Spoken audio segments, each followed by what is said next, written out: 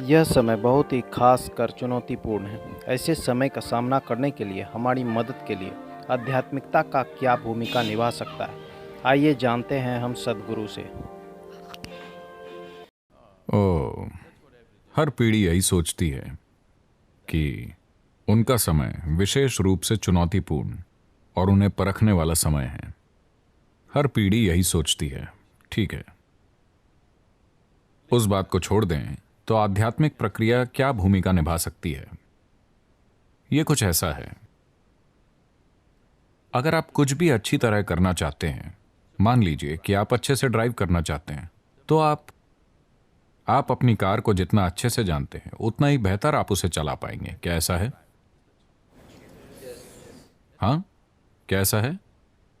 तब यह आपके लिए भी लागू होता है। The better you know this one, the better you can deal with it. जितना बेहतर आप इसे जानते हैं उतना बेहतर आप इसे संभाल सकते हैं, उतना ही बेहतर आप इस जीवन की प्रक्रिया को चला सकते हैं। बस इसे सतही तौर पर जानकर आप बहुत अच्छा नहीं चला पाएंगे। अगर आपको बस अपने ऑफिस जाना है तो शायद आपको बस यही जानना होगा कि स्टीयरिंग व्हील कहाँ है और 2 या 3 पेडल कहाँ हैं।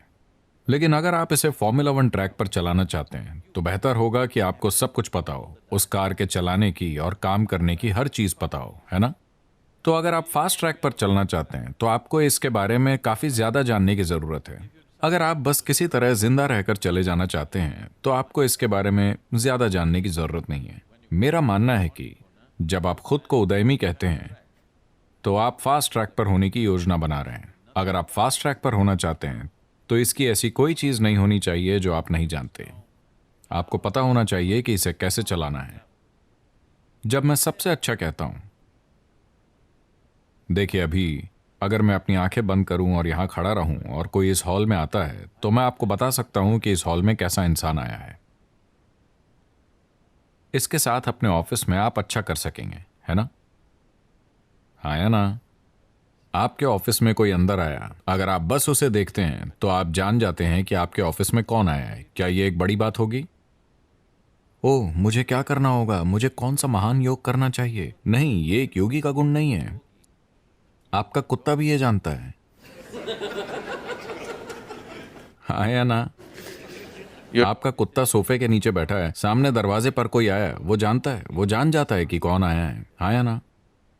ऐसा क्यों है कि आप चूक जा रहे हैं?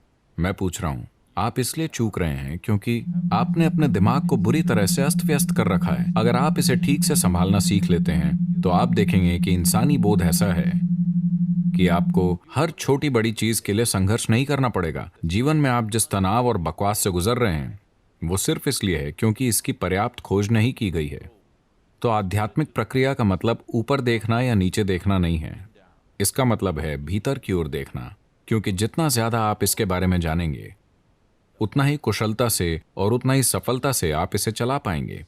इससे कोई फर्क नहीं पड़ता कि आपकी क्या डिग्रियां हैं, इससे फर्क नहीं पड़ता कि आपने अपने सिर में क्या जानकारी इकट्ठा कर रखी है।